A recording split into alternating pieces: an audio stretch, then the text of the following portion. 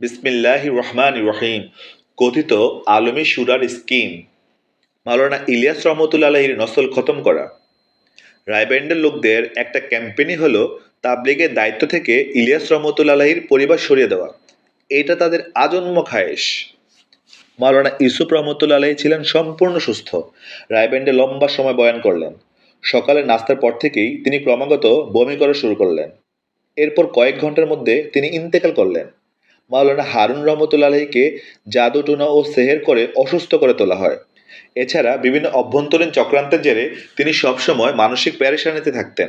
ওদের চাওয়া ছিল তাকে অতিরিক্ত মানসিক চাপ প্রয়োগ করে করে মানসিক রোগী বানিয়ে ফেলা, যাতে তিনি কোনো কাজের জন্য উপযোগী না থাকেন। আল্লাহর রহমতে এই চক্রান্ত ব্যর্থ হওয়ায় আলমী সূরা বানানো হয়। এর দ্বারা উদ্দেশ্য হচ্ছে তাকে অস্থিতিশীল করা এবং বিশ্বব্যাপী বিরোধিতা চাউর করার দ্বারা তার মেজাজ ও মগজ আচ্ছন্ন করে ফেলা। আল্লাহ সুবহানাহু ওয়া তাআলা এমন গুরুতর অবস্থায় তাকে পড়ে যাওয়ার বদলে আরও শক্ত করে দেন। রায়বেন্ডের আলমী সূরা তাকে একটু হেলাতেও পারেনি। কুরআন মাজিদে সূরা ইয়াসিনের ২১ নম্বর আয়াতে আল্লাহ সুবহানাহু ওয়া তাআলা উল্লেখ করেন, তোমরা তাদের অনুসরণ করো যারা তোমাদের কাছে কোনো প্রকার বিনিময় চায় না এবং যারা সঠিক হেদায়েত পথে আছে।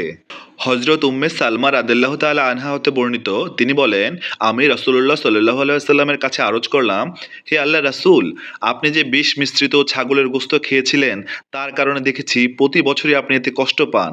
হুজুর সাল্লাল্লাহু আলাইহি সাল্লাম বলেন, প্রতি বছরই আমি যে কষ্ট পাই বা আমার অসুখ হয়, এটা ওই সময় আমার তাকদীরে লেখা হয়ে গিয়েছিল যখন হজরত আদম আলাইহিস সালাম তার মাটির ভিতরে ছিলেন। ইবনে মাজা। ব্যাখ্যা, হুজুর সাল্লাল্লাহু আলাইহি সাল্লামকে এক ইয়াহুদি নারী খাইবারের যুদ্ধের পর বকরির গোশতের সাথে বিষ মিশিয়ে খাইয়েছিল। পশুর গোশত খাবার পূর্বে হুজুর টের পেয়ে গিয়েছিলেন।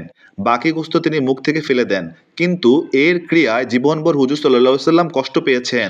সেই কথাই উম্মে সালমা রাদিয়াল্লাহু তাআলা আনহা হুজুর সাল্লাল্লাহু আলাইহি সাল্লামকে জিজ্ঞেস করেছিলেন। হুজুর সাল্লাল্লাহু আলাইহি সাল্লাম বললেন, এটা আমার তাকদীরের লিখন। হযরত আদমের সৃষ্টির আগেই তা আমার ভাগ্যে লিখে দেওয়া হয়েছিল। দাওয়াতের কাজ যারা করবে, প্রয়োজনীয় ইলম দিয়ে আল্লাহ তাআলা তাদের দ্বারা কাজ নেবেন, প্রয়োজনীয় যোগ্যতা দিয়ে আল্লাহ তাআলা কাজ নেবেন।